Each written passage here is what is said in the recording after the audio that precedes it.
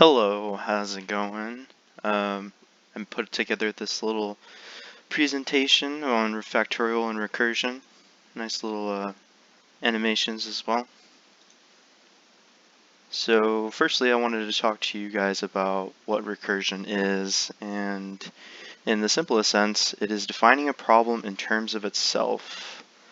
So you'll often use recursion in certain things that you could learn in computer science and stuff like that, and basically it is a set of rules or steps / instructions, and that could just be in the form of whatever it is that you're trying to figure out, but usually it has a base case so that it does not infinitely loop, and we'll get more into that here in a second.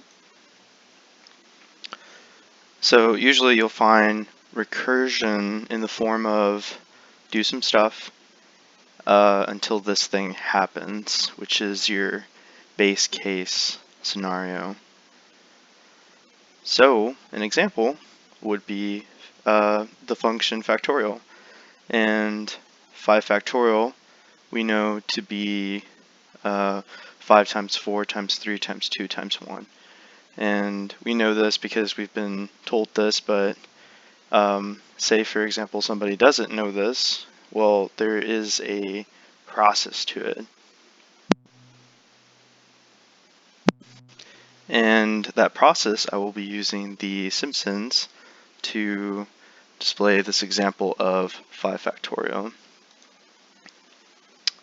So if you came to Homer Simpson and asked him what is the factorial of 5, since he does not necessarily know the factorial of 5, but he knows that 5 is in there, so he will hang on to the 5 for us and then look to his wife and then pass her what is 4 factorial.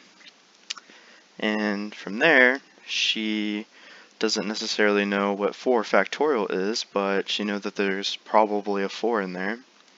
So she hangs on to the 4, and then she passes along what is the factorial of 3 to her son, Bart. And from there, he probably guesses that there's a 3 in there. So he hangs on to the 3 and passes along the next question, which is what is factorial of 2? And so Lisa probably knows that there is a 2 in there.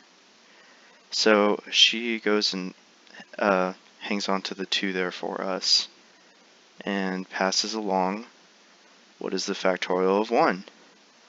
Well, little Maggie Simpson here knows that the base case of factorial, to the best of my knowledge, is the factorial of 1 is 1.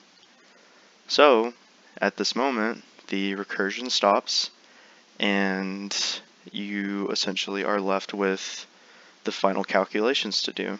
So now that the Simpsons had the knowledge that the factorial of 1 is 1, and the rest of the family held on to the numbers between 5 and 2, so they come together and they figure out that in fact 5 factorial is equal to 5 times 4 times 3 times 2 times 1, which gives us a final product of 120.